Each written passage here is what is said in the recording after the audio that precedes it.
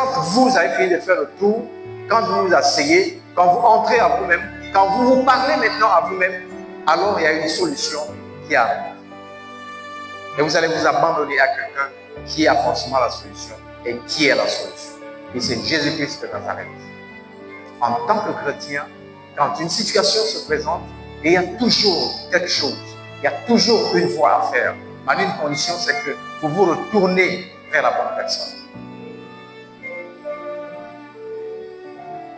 Amen. Amen. Est-ce que quelqu'un suit ce matin? Quand il y a une crise, ne vous apitoyez pas. Quand il y a une crise, ne paniquez pas.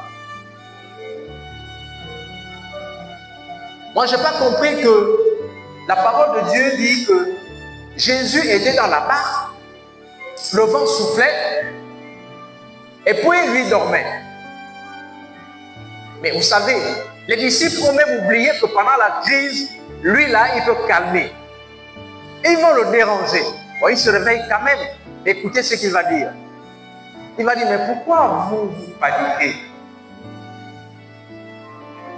Mais l'heure après se dit, mais vous n'avez pas la foi. En fait, c'était un test pour eux, pour savoir s'ils avaient la foi, s'ils croyaient. Malgré le fait qu'ils aient vu Jésus faire des choses. Mais de là à calmer la tempête, en fait, eux, ils avaient vu Jésus comme une certaine manière.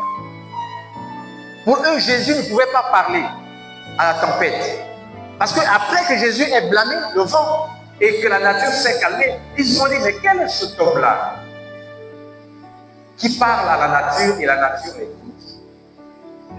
Ça veut dire qu'ils ne font que découvrir qui est Jésus. Même eux, ils ne sont pas arrivés à couvrir réellement qui est Jésus. Sauf peut-être un, deux ou trois. Et c'est ça le comportement des humains. Quand la crise, quand ils traversent la crise, ils perdent la foi. Ils perdent le zèle. Mais nous avons oublié quelque chose.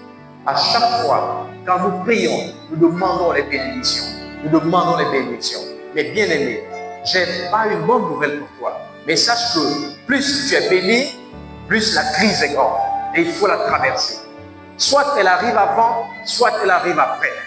Mais la crise, c'est seulement pour te demander, pour te pousser à changer de statut. Est-ce que quelqu'un a compris cette première partie? Amen. Amen. Ça fait partie des clés en tant que chrétien à avoir une certaine attitude quand vous traversez certaines périodes. Il faut savoir à qui vous confier, il faut savoir comment parler et adopter une attitude. Mais ça, comme l'a dit quelqu'un, il faut savoir ce que tu es.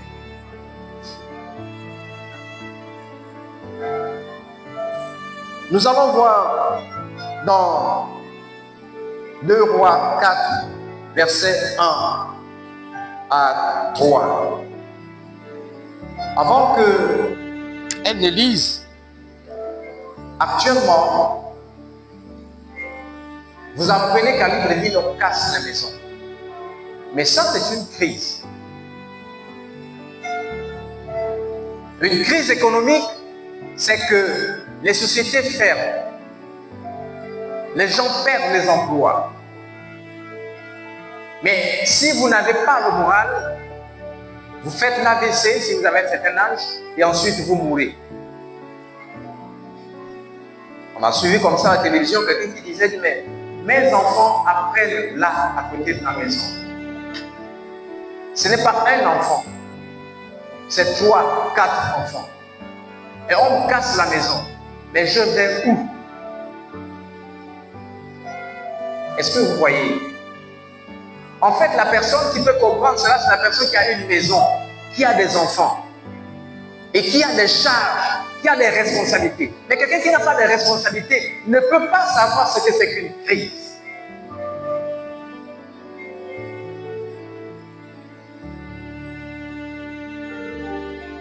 En fait, il ne peut même pas imaginer. Mais quelqu'un qui a des enfants, quand il écoute ces choses, même s'il ne les dit pas lui-même, mais il se pose des grandes questions. Laquelle? mais si ça aurait été moi, en fait, qu'est-ce que je devais faire? Mais si c'est arrivé à lui, ça peut aussi m'arriver encore. Mais lorsqu'on arrive à ce niveau-là, on regarde à Jésus. Si vous perdez le moral, vous êtes mort net. Alors vous devez garder une attitude positive. Jésus-Christ a dit, vous à qui les maisons sont cassées, il y a une solution. Vous qui êtes malade, il y a une solution. Ne vous alarmez pas. Asseyez-vous un instant. Entrez en vous-même. La solution est peut-être même à l'intérieur. Alors, nous allons voir dans 2 Rois 4, 1 à 3. 2 Rois chapitre 4 à partir du verset 1. Une femme d'entre les femmes des fils des prophètes cria à Élisée en disant, ton serviteur mon mari est mort. Et tu sais que ton serviteur craignait l'Éternel. Or, le créancier est venu pour prendre les enfants et en faire ses esclaves. Élisée lui dit, que puis-je faire pour toi? Dis-moi, qu'as-tu à la maison? Elle répondit, je comptais au moment, car c'est mon ami du tout à la maison et un vase pur. Et il dit, va demander au dehors des vases chez tes voisins. Des vases vides, il n'en demande pas un petit monde. Amen.